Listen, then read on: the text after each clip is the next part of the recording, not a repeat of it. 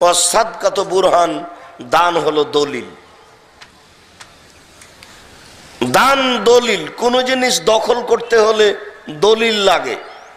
এই জমি আমার, এই যে দলিল, এই বাড়ি আমার, এই যে দলিল।